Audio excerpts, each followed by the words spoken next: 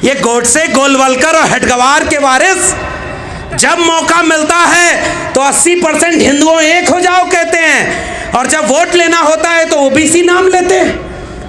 मंडल commission आया तो मंडल के विरोध में कमंडल लाने वाले लोग कौन थे? मंडल किसके लिए आया था भाई? और इसके मंडल के विरोध में सरकारें गिर गई। ये रामलीला मैदान ऐतिहासिक है, बहुत बड़े बड़े लोग यहाँ पर बैठे हैं, बहुत अनुभव है भाई। हमारे जैसे लोगों के पास क्या है? दिल में जो है वही ज़बां पे है, और कोई खास बात नहीं हम में, इसलिए हम यहाँ सच बोल रहे हैं। और ठेके पे प्रोफेसर होने के बाद भी हम जानते हैं कि इतना बोलने के बाद कोई प्रोफेसर की नौकरी क्या ही देगा। जब झंडे वालान से तय हो जाए कि वाइस चांसलर कौन बनेगा तो हमको पता है कि हमारा सच क्या है।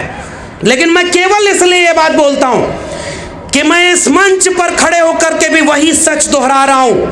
कल था 6 दिसंबर और अपने पुरखों को याद करते हुए कह रहा हूं, अगर इस देश में भारत का संविधान और मंडल कमीशन न होता तो मैं आज आजमगढ़ जैसे गांव में जाकर जिले में कहीं भैंस गाय चरा रहा होता।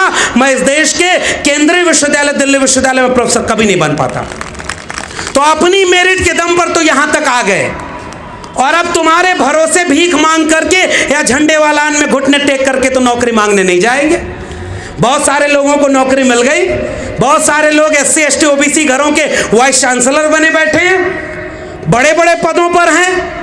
मगर मैं याद करता हूं कि बड़े बड़े परमानेंट लोगों को कोई नहीं जानता, बड़े बड़े ओहदे पर मिनिस्टर और बड़े बड़े ब्यूरोक्रेट को कोई वो सम्मान नहीं देता जो मुझे और इस मंच पर बैठे हुए संघर्ष करने वाले लोगों को सम्मान मिलता है। मुझे ऊर्जा केवल इस बात से मिलती है, ऐसे लोगों के बीच आकर के मिलती है कि हम जब आंख बंद करें तो इस बात का अफसोस न हो कि जिस सीढ़ी पर चलकर हम संविधान और मंडल कमीशन से होकर यहां पहुंचे, हमारी आंखों के सामने जब उन सीढ़ियों के एक एक डंडे तोड़े जा रहे थे तो हम खामोश नहीं बैठे थे, हम बोल रहे थे, हम जानते थे और ये सवाल पूछ रहे थे कि देखो इस देश में हिंदू के नाम पर एक झूठ फैलाया गया। कोई हिंदू नहीं है भाई। अगर हिंदू है तो पहला हिंदू वो जितेंद्र मेघवाल क्यों नहीं था जिस बच्चे को मटका छूने पर मारा? किसी मुसलमान ने नहीं मारा था। इंद्र मेघवाल को किसी मुसलमान ने नहीं मारा। रोहित वेमुला पाल तड़वी को किसी मुसलमान ने नहीं मारा। और ये नमूने टीवी पर बैठकर बिकी हुई मीडिया और बिके हुए अखबार से कहते हैं कि इस देश के हिंदुओं एक हो जाओ, तुम्हारे मुसलमानों से तुम्हें खतरा है। मैं आपसे केवल एक गुजारिश करने वाला हूं, और वो सब आप जानते हैं। मंडल कमीशन के खिलाफ आंदोलन करने वाला मुसलमान था क्या? जब हायर एजुकेशन में 2006 में मंडल पार्ट 2 लागू हो रहा था तो उसका विरोध दिल्ली विश्वविद्यालय, JNU और एम्स में खड़े होकर मुसलमान कर रहे थे क्या? अरे भाई, मंडल का लाभ, आरक्षण का लाभ इस देश के उन्हीं SC ST OBC को ही तो मिलने वाला था। तो मंडल के विरोध में कमंडल कौन लेके आया? मंडल के विरोध में रथ यात्रा कौन लेके चला? और इसलिए आज भी कह रहा हूं, अगर इस देश का प्रधानमंत्री OBC है, 27 कैबिनेट मिनिस्टर इसने OBC बना दिए, तो एक बात बताओ, प्राइवेट सेक्टर में आरक्षण, प्रोन्नति में आरक्षण यानी प्रमोशन में reservation, education reform, land reform, वित्तीय निगमों की स्थापना, ये सारी तो मंडल कमीशन के रिकमेंडेशन है। एक झूठा OBC प्रधानमंत्री अगर आज भी सच्चे में डॉक्टर अंबेडकर और मंडल को याद करता है तो आज ही घोषणा करे कि जाति जनगणना कराएगा और प्राइवेट सेक्टर में भी रिजर्वेशन लागू करेगा। हमारी ये मांग होनी चाहिए, और इस मंच पे यही मांग है। पूरा देश को बेच रहा है, पूरे देश को बेचते बेचते कभी मां के साथ तस्वीर, कभी एम्बुलेंस निकल रही है भाई उसके गाड़ी को ओवरटेक करते हुए, देखा होगा आपने। SPG की सिक्योरिटी में कोई गाड़ी नहीं जा सकती, एम्बुलेंस जाती है जिसमें कैमरा लगा होता है। वोट डालने जा रहे हैं तो वहां पर रैली कर रहे हैं। पूरे देश को एक हिप्नोटाइज कर लिया है। पता है क्यों कर लिया है? क्योंकि उसे पता है कि इस देश के 90% कमेरा लोग अभी भी अपने बच्चों के भविष्य की चिंता नहीं कर रहे। और ये आखिरी गुजारिश मेरी है, बहुजन आंदोलन में तमाम खामियां होंगी, मैं इन खामियों को गिनाने के लिए इस मंच का इस्तेमाल नहीं करूंगा। हम उम्मीद की रोशनी की तरह क्या देख सकते हैं? अब सब कुछ बेचने वाले लोग, सब कुछ को खत्म किया जा रहा है, तो आपके पास बचाने के लिए क्या है? कोविड में जब सारे सरकारी अस्पताल जान बचा रहे थे, प्राइवेट अस्पताल बंद थे, फिर भी एक एक कर सरकारी अस्पतालों को बेच दिया। BSNL बेच दिया, रेलवे बेच दिया, स्टेशन बेच दिया, एक एक करके सारी चीजें बेच दी हैं। ये वी द पीपल के लोग एक सवाल पूछते हैं कि भाई ठेके में कोई रिजर्वेशन क्यों नहीं है? इस देश के 90% लोगों के पास 90% जमीन क्यों नहीं है? और आखिरी चीज उसमें जोड़ लीजिए, नई शिक्षा नीति के चलते 2020 में जो नई शिक्षा नीति आई, उसने आपके बच्चों की शिक्षा को हमेशा हमेशा के लिए उन्हीं अंबानी और अडानी के निजी हाथों में बेच दिया है, और हमारे और आपके बच्चों को अब कोई शिक्षा नहीं मिलने वाली है। ये इस देश में हो चुका है। संविधान बचा रहेगा। संविधान दिवस के दिन कितना भी बड़ा झूठा प्रधानमंत्री हो, कितना भी कोई रबर स्टाम्प कोई भी मंत्री विधायक बना दिया जाए, वो संविधान की शपथ लेंगे। संविधान के अंदर के जितने अधिकार हैं वो खत्म कर दिए गए। और इसलिए नई शिक्षा नीति, आप गांवों में जाकर देखिए, सरकारी स्कूलों में किन के घरों के बच्चे पढ़ते हैं? सबसे ज्यादा 90% कमेरा लोगों के घरों के बच्चे सरकारी स्कूल में पढ़ते हैं। जहां न इमारत है न शिक्षक हैं, तो शिक्षक की जरूरत नहीं है। और सिलेबस बन रहा है नया नया।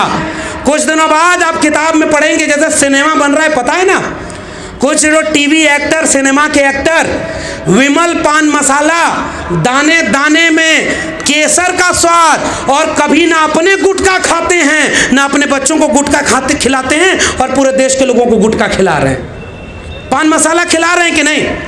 वैसे ही उनके घरों के बच्चे Ashoka, Galgotia, MIT, lovely professional universities में पढ़ते हैं। और आपके बच्चों के लिए जो DU, JNU, जामिया, इन विश्वविद्यालयों में जहां की नाम मात्र की फीस थी, पहली पीढ़ी के हम लोग आए और पूरे विश्वविद्यालय को बेच दिया। हमारे भोजपुर में कहावत है, खेलब न खेले देव, खेलवे बिगाड़ब। अब जो हमारे जो रिजर्वेशन का विरोध किया, नहीं रोक पाए। पहली पीढ़ी के लोग प्रोफेसर बन गए, नहीं रोक पाए। पहली पीढ़ी के लोग आकर के इन विश्वविद्यालयों में खड़े होकर 13 पॉइंट रोस्टर का विरोध करते हैं, भारत बंद करते हैं, नहीं रोक पाए। जब नहीं रोक पाए तो पूरे विश्वविद्यालय और स्कूलों को अंबानी अडानी के हाथों बेच दिया। इसलिए वंचित, शोषित, कमेरा लोगों, मुल्क के 90% आवाम, मैं आपसे केवल एक गुजारिश करने आया हूं, अधिकतम सहमति मत बनाइए। उनके लोग आपके बीच में आते हैं और कहते हैं OBC का सारा हक इन 3 जातियों ने खा लिया, इसलिए तुम हमारे साथ आओ। शेड्यूल कास्ट में सारा हक इन जातियों ने खा लिया, तुम हमारे पास आओ। अरे भाई 8-10 साल हो गया उधर गए, एक बार देख लो, लाठी और जेल के अलावा कुछ मिला क्या? कुछ मिला क्या? अरे भाई 100 रुपया लीटर पेट्रोल बिकेगा तो केवल मुसलमान खरीदेगा कि उसमें SC ST OBC भी खरीद रहा है? अगर 200 रुपया लीटर पेट्रोल और सरसों का तेल, 1200 रुपये जो LPG गैस, महंगाई, बेरोजगारी, करोड़ों करोड़ लोगों के रोजगार चले गए, शिक्षा के तालीमी इदारे बर्बाद कर दिए गए, तो हमारे भी बच्चे मारे जाएंगे ना। तो ये जो दुश्मन हमारे बीच से हमारे सामने खड़ा किया जाता है और हमारे ही लोग हमारे दुश्मन बन जाते हैं। इन बारिशों से दोस्ती अच्छी नहीं फराज, कच्चा तेरा मकान है कुछ तो लिहाज कर। और मैं उम्मीद की तरह अपनी बात को खत्म करूंगा केवल यही कि माना कि स्याह रात नाम लेती नहीं ढलने का, यही तो वक्त है सूरज तेरे निकलने का। मीडिया बिक गई थी तो ये बहुजन समाज के लोगों ने अपनी जबान को अखबार और अपने हाथ में कलम और YouTube चैनल का एक वीडियो बनाने का जिम्मा लेकर के मेन स्ट्रीम मीडिया को 2ym दर्जे का बना दिया और घर घर अपनी आवाज बुलंदी से पहचान रहे। गाँव में हम जाते हैं तो लोग हमसे कहते हैं कि साहब आपको सुनते हैं तो बड़ी हिम्मत मिलती है। सच कहें तो हम तो डरे हुए लोग हैं। जब हमारे गाँव में कोई व्यक्ति मुझसे कहता है जिसे मैं नहीं जानता कि आपकी वो पाठशाला मैंने सुनी थी, मुझे हिम्मत मिल जाती है कि बाबा साहब के समय तो बड़ी मुश्किल से जनता प्रबुद्ध भारत मूक नायक निकालना पड़ा, बंद हो गए अखबार। फूले साहब का अखबार बंद हो गया, अकेले थे ये लोग, लड़कर हमें यहाँ तक पहुँचा दिया।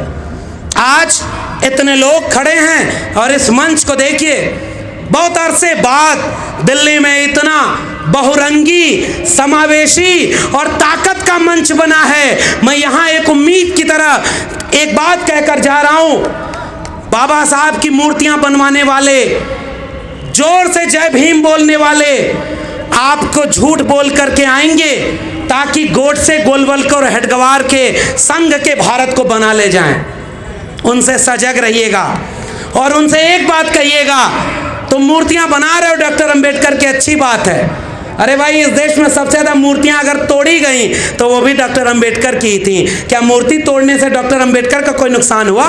तुमने एक मूर्ति तोड़ी और 10 नए अंबेडकर के वारिस खड़े हो गए, और आज ये अंबेडकर के सपनों का भारत बनाने के लिए, शिक्षा बचाने के लिए, रोजगार बचाने के लिए, शौचालय और देवालय की राजनीति का एक ही जवाब है, स्कूल, कॉलेज और विश्वविद्यालय बचाओ, अपने आने वाली पीढ़ियों को बचाओ, शिक्षा और रोजगार को बचाओ, वरना इतिहास बदल दिया गया है। सिनेमा बन रहा है ना कि मोहम्मद गोरी को पृथ्वीराज चौहान ने मार दिया था, 4 हाथ 24 गज अंगुल अष्ट प्रमाण, ताऊ ऊपर सुल्तान है मत चूको चौहान, झूठी एक किताब लिखी गई और उस पर सिनेमा बना दिया और इतिहास बदल दिया। कल को सिलेबस में पढ़ाया जाएगा कि एक आदमी जब बचपन में बहुत छोटा था, तालाब में भगवा झंडा डूब रहा था, तालाब में कूद गया वो बच्चा, भगवा झंडा को ले आया और मगरमच्छ के बच्चे को भी बगल में दबा कर ले आया। कुछ दिन बाद वो बच्चा भीख मांगने चला गया, रेलवे स्टेशन पर चाय बेचा, 35 साल तक तपस्या किया, उसके बाद भारत का प्रधानमंत्री बन गया। 10 लाख का सूट पहना, करोड़ों रुपए के जहाज में चलता है, लाखों रुपए उसके प्रचार पर खर्च होता है, पूरे देश को बेच दिया और फिर भी झूठ बोला, मेरा क्या है जी, हम तो फकीर आदमी है, झोला लेके चल पड़ेंगे। मैं आपसे कहता हूं, हमारे और आपके बच्चों का क्या होगा? इसलिए आखिरी गुजारिश, बहुत कुछ बर्बाद हो चुका है, न्यूनतम सहमति पर अधिकतम एका बनाइए, छोड़ दीजिए कुछ चीजों को, वो नहीं सुधरेंगी। लोग कहते हैं इतने संगठन हो गए, अरे भाई, सदियों की भूखी नस्लें दोनों हाथों से खाती हैं। इसलिए मैं तो ये खुश होता हूं कि जितने संगठन हो गए उतनी जगह पर बातें मनाई जा रही हैं। तो एकजुटता मुद्दों पर हो, SC ST OBC की एकजुटता इस बात में बनेगी कि OBC के घरों में जाकर मुझे भी समझाना है कि भाई, तुम्हारे जज नहीं, तुम्हारे प्रोफेसर नहीं, तुम्हारे डॉक्टर नहीं, तुम्हारे अंबानी अडानी तुम्हारे घर में नहीं, जो उद्योगपति हैं ये तुम्हारे घर में नहीं, ब्यूरोक्रेट तुम्हारे घर में नहीं, क्योंकि जाति तुम्हारी OBC थी। दलित का शोषण भी जाति के नाम पर, OBC का शोषण भी जाति के नाम पर, आदिवासियों को जा रहे हैं हिंदू बनाने, बनवासी कहने। आदिवासियों के बीच में राजस्थान पिछले दिनों गया और वो आदिवासियों को कहते हैं कि डॉक्टर अंबेडकर तुम्हारे नेता नहीं है, और लाखों लोगों की भीड़ में सबसे केंद्र में जो उन्होंने तस्वीर लगाई थी वो बाबा साहब डॉक्टर अंबेडकर की लगाई थी। तो ये नफरत के सौदागर हमें तोड़ रहे हैं। हम मोहब्बत के लोग हैं, हमारे पुरखों के हाथ में कलम और किताब थी, हमें भी मोहब्बत से इस देश में नफरत को रोकना है। भारत का संविधान और मंडल कमीशन में जब तक थोड़ी भी असर बाकी रहेगी और एक उम्मीद की तरह से 1-1.5 साल बचा है, कम से कम उतना भारत बचा लीजिए, उतना संविधान बचा लीजिए, उतना मंडल कमीशन की रिपोर्ट बचा लीजिए जितना हमें विरासत में मिला। वरना आने वाली पीढ़ियां जब हमसे पूछेंगी ये सब कुछ हो रहा था तो तुम क्या कर रहे थे, मैं कम से कम सुकून से कह सकूंगा कि बिना अपनी नौकरी की चिंता किए, बिना बुलडोजर की चिंता किए, बिना जेल की चिंता किए, हम कुछ जुनूनी लोगों के साथ कंधे से कंधा मिलाकर इस मुल्क के आईन, इस मुल्क के दस्तूर और इस मुल्क के मंडल कमीशन को बचाने की लड़ाई लड़ रहे थे। बहुत बहुत धन्यवाद। जय भीम, जय मंडल, संविधान जिंदाबाद, उल गुलान जिंदाबाद, इंकलाब जिंदाबाद।